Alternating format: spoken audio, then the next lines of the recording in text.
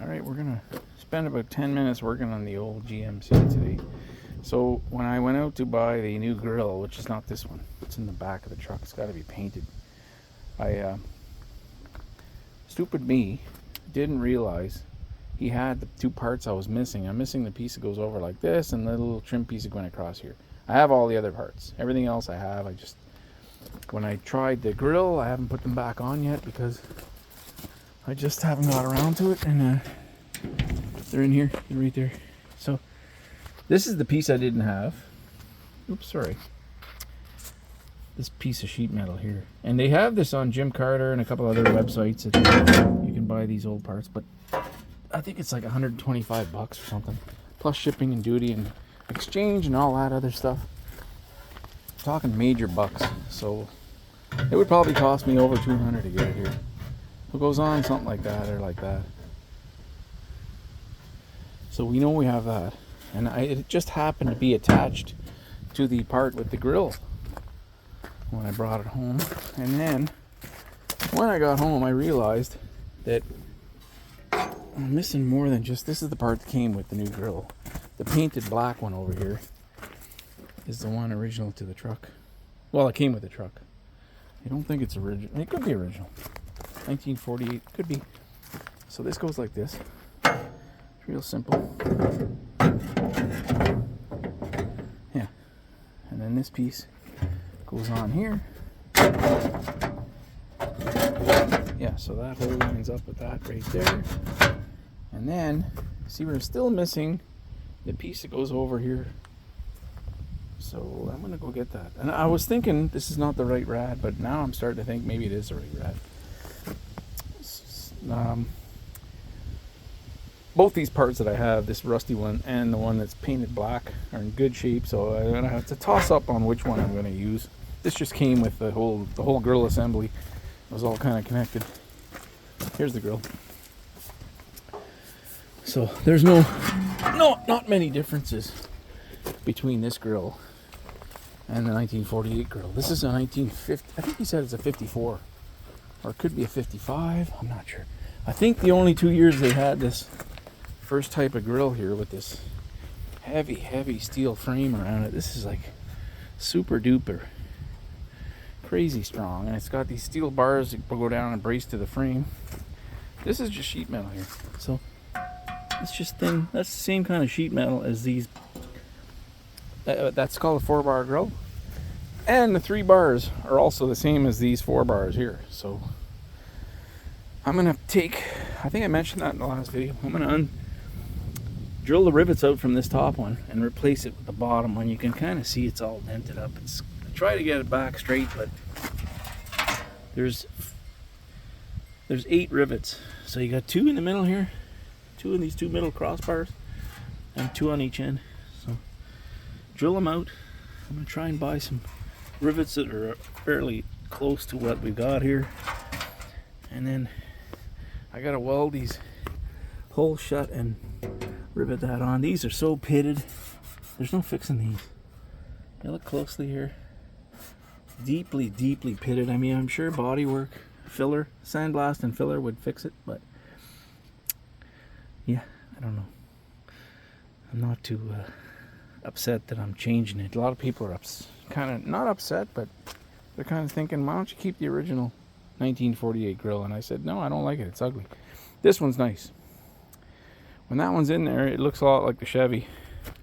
Although the Chevy, they had the nicest grills. But this is all different up here. And for what I've read and researched, the bigger engine has pushed the radiator forward. That's why all this is different here. That's what I understand. You don't run out of room here with the Chevy. This engine won't fit in a Chev unless you heavily modify the location of the radiator. You can't put it in a stock location because I think the 216 is quite a bit shorter than this block. This is a 235. So the GMCs, I've always known that the GMCs are always a little nicer. They're more like the boss's truck, and the Chevys are the laborers or the workers' truck. So even today, the GMCs have much more options. They have more more power equipment, leather maybe, and just fancier a little bit. So this is no different in 1948. Although the only options you could get back then was maybe a bigger engine and not too many options on these old trucks. So I was starting to think that that's the wrong rad, because it's so much lower than where this cross brace is going to go on. But it could be the correct rad, I don't know. I think it leaks, so I'm either going to have to patch it or replace it. But I was kind of hoping I could use the original 1948 rad. I think that's the original to the truck rad. The motor isn't. A lot of things aren't. Okay, let's get that piece off and put it on there.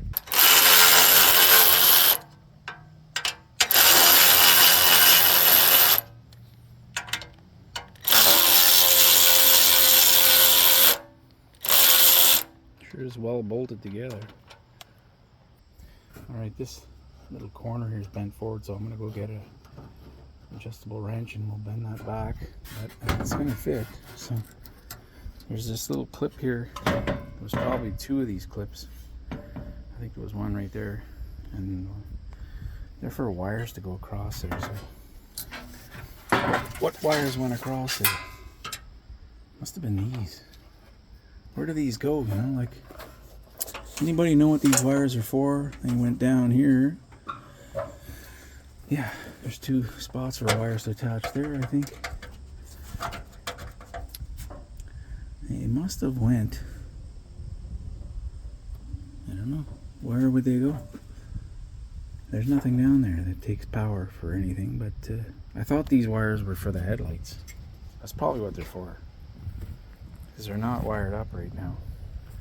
But anyway, the old wiring harness is, I'm going to be pulling it out because for a couple of reasons. There's all these cracks. I mean, I don't want this truck burning to the ground. Look at that crack right there. Bare copper all over, everywhere you look. I think, 75-year-old wiring. They look nice, these old wires. I would like to keep them. But, see, they got that external braiding. But, look at the bare spots. There's copper right there. Bare copper.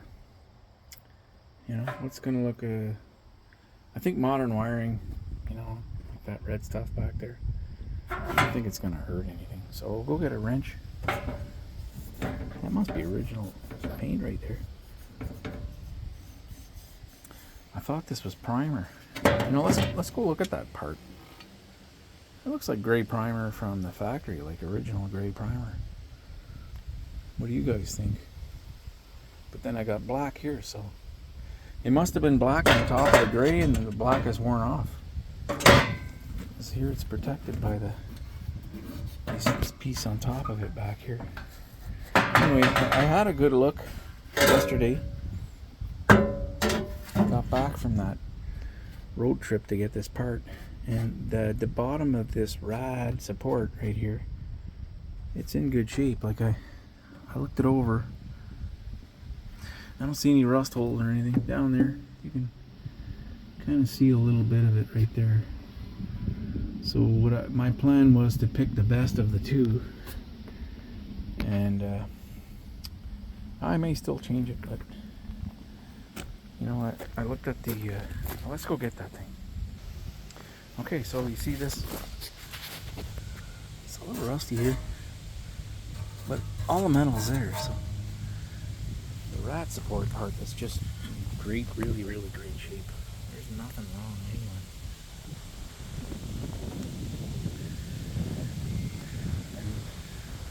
This all on bolts. These three pieces here, they deflect the air up towards the rad. They're in good shape on this, but I noticed one little change they've made. They make changes from year to year. They always make changes. Yeah. So down here you've got your bolts going in the bottom underneath this. And on this one, if I take this out of the way here,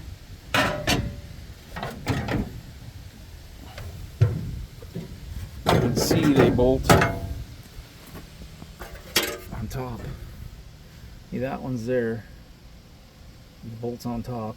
I'll zoom in there so you can see it. And then on the other side, the bottom half is there, the top half's missing. So my plan was to cut a piece and weld it on there. But, you know, the three of these are in very good shape too. So that's one of the bolts for the brace for the bumper. And then this goes underneath here. This goes right here. Oh, we gotta zoom out. Yeah, this piece goes right underneath here. I got two of these. That's what allows your handle to open the hood. And you know, looking over this, pretty good shape. Like, I don't see any rust that would make me want to change it, so we'll probably keep that. Okay, I'm gonna bend this. I've been talking about that, and let's do it and get on with this.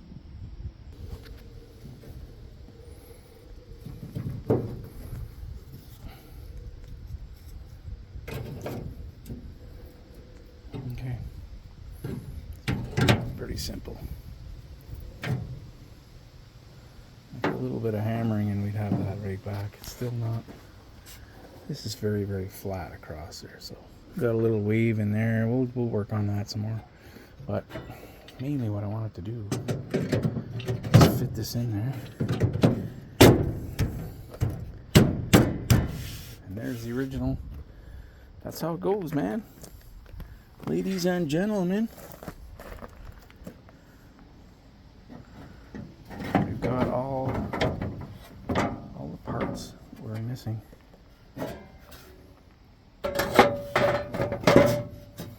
think the only thing this does is allow the air to travel up around the rad. I don't really know why it's here. It gives the front structure, I guess, strength and support. But there we go. Now we went from these two parts were missing when I bought the truck. It came with a piece of angle across there. Okay, I don't know where that piece of angle is, but it bolted here and it went across. So I think both these parts are available on different sites. So none of the bolts are in right now, but I just fitted it up. See how it looks. It looks pretty good. It looks original. Gotta hammer a few dents out. And whether these bolts all line up and go in, that's a different story. We'll try that in the future. But I don't think that this would have had great primer on it from the factory. I think it would have been painted black. My guess. I don't know. But if that looks correct to you, let me know in the comments, and then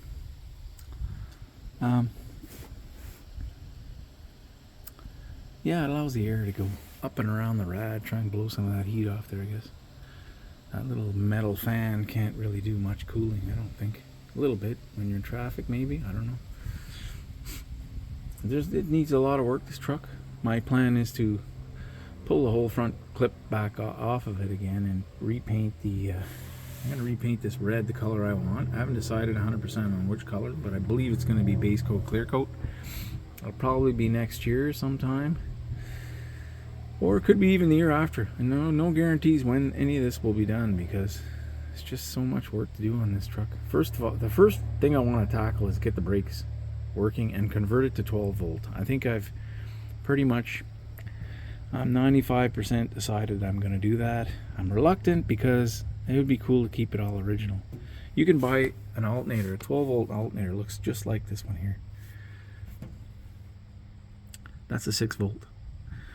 And the problem with the 6 volt is you need some really big heavy wire, and like there's twice as many amps going through your wiring with 6 volt as 12 volt. It's kind of like 220 and 250 volt in your house and 120 volt. Half as many amps go through the higher voltage. So you need bigger wires. Even the starter wire, I don't think is big enough. Once you go to 12 volt, you can use a small wire to start this. But this, I don't think this wire is big enough. Could be okay, but I see guys with 2/0. This is 1 gauge. Yeah, this is number 1 wire. Yeah. So it's really, I think it's pretty simple to switch it over to 12. I got to, there's a bunch of things I'm going to have to do, but I think it's pretty straightforward. I think it's a no-brainer because the headlights nothing's hooked up. There's no signal lights, brake lights, headlights. There's no, the fan hasn't been running, it has never been hooked up since I bought this. I mean, it's behind here. There's the heater core. The horns. Look at the wiring on the horns. That's why I bought the new harness. So I think the horns will run on 12 volt.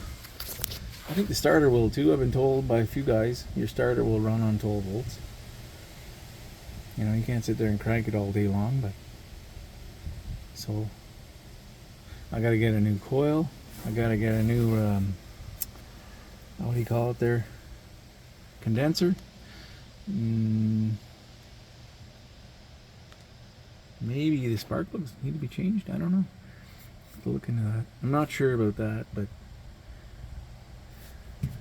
I might leave all that voltage regulator and everything just like it is because that's the way it was when it was from the factory.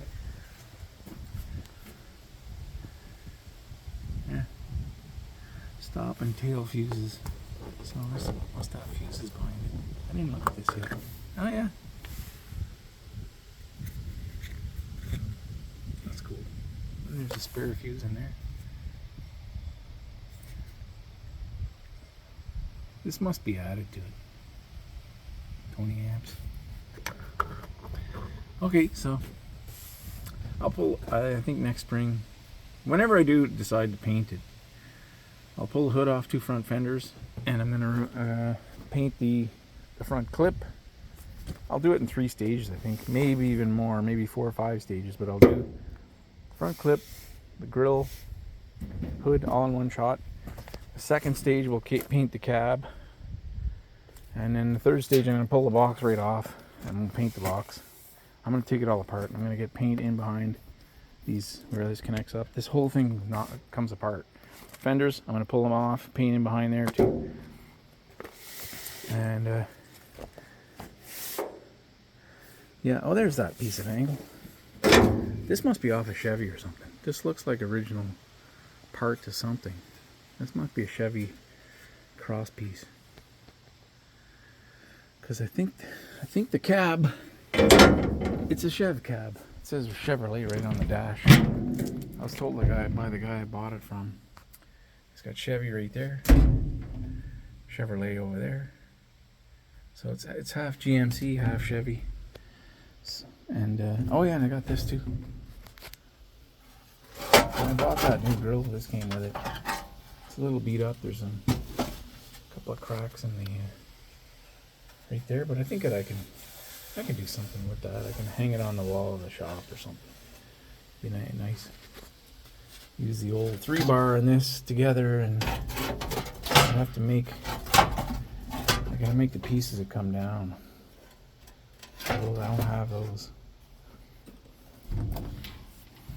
Yeah, wall art. A lot of guys are doing that kind of thing. They hang doors off their shop wall. It's, you know, the old Texaco symbol on there or something. I need lug nuts for this too. It came with like three lug nuts on each wheel. I gotta order those. So what else? I don't know. That was I was pretty sure that rad was the wrong rad, but I thought it would come up higher. But I think it's correct. It's probably correct. Interesting. I'm looking forward to working on this. I have not had time all summer. I was working 10 hours a day all week. And then Fridays we usually finish at noon or something, and then just coming around, getting things done around here on weekends. We were gone for 3 of the last 4 weekends, and then last Sunday we were gone all day. So I've been here 1 day in the last 4 weekends and working all those other days, and then we're gone away on holidays 1 week, so there's no time. We've never haven't been here enough. I had someone mention also on Facebook anyway that this splash apron won't fit with the new grill. Well, it's just a piece of sheet metal. I don't even think it's got rust holes in the bottom underneath here. You can't see them. When I took it apart, it was full of holes. Now you can see right there. Got holes. So I'm gonna have to either buy or make a new splash. I think I can make one. Make a splash apron that fits, you know, right out to here. It's supposed to go out to the end here somewhere. Both ends. They're either cut off or rusted off, bent down. That used to go straight out. So I'll make a template with cardboard or something, and I'll cut a piece of sheet metal to fit in there, and then I've got a bead roller. We can bead roll the edges or something. We can do something, make it look interesting. I don't think I'll buy one. I think I'll just make one. You know, these parts are very expensive for a guy in Canada. The shipping and the I'm gonna order my parts. I will have to do that. I will have to order parts from the US, all the brake parts, and I'll list a whole bunch of stuff I need, and I will send it to the nearest what do you call it, my mailbox at a UPS store, and then I'll arrange to go down there once there's 2 or 3 items there. I won't go just for one item, and I'll pick it up and bring it across the border myself. Then I don't have to pay brokerage fee, and I think that might work better. So the border is only an hour and 20 minutes from here. It's less than an hour and 20 minutes. It's about an hour and 5 minutes from here, so from my door here. That's not far. Most Canadians, I think 80% of Canadians live within 2 hours of the US border. And yeah. So that's it. I'm going to sign off there. That's it for this video. The other thing is right now, before I end, I think my son was kind of fooling around with just checking things out on the truck, not doing anything wrong, but he left the switch on for the points. The ignition on this is just a switch, so he left it in the down position, which is the on, and it's kind of should have been turned the other way, so on is up like a light switch in a house. Most things when you push up, they're on. But anyway, got left on for I don't know how long, a week or two, without me noticing, and then by the time I did turn it off, the battery had died. So I don't have a 12. I did not have a 12-volt battery. I bought one since, and I can't boost it with anything because I've only got 12. Everything I have here is 12 volt. Everything I have. So every vehicle, every tractor, every, you know. So I don't know how to. And I think these new battery chargers just say bad battery when they have a dead battery. You need to boost them. So I have nothing to boost it with. So I don't know what I'm going to do about that. There must be a way around that. I'll try and do some research and figure that out. I'm going to put the battery charger on today. And that's my goal today, is get that done. So we've been away for so long. So then get it charged up and start driving it around. I changed the oil in it last time I worked on it, and it hasn't run since then because I think that was the day I noticed that the battery was dead. So it's got a brand new battery underneath the floor there. You can't see it. It's underneath the box of parts here. Oh no, I pulled the cover off. Yeah, everything's wet. Yeah. I gotta do something about sealing around these windows. The water comes in. See, it doesn't quite. It's not quite watertight. Anyway, the plan is to put it indoors. My wife's upset that it's sitting out here in the rain. Me too, but you know, I can only do so much. And there's some of the brake parts. Not worry about it. We'll get it done eventually. There's my wiring harness.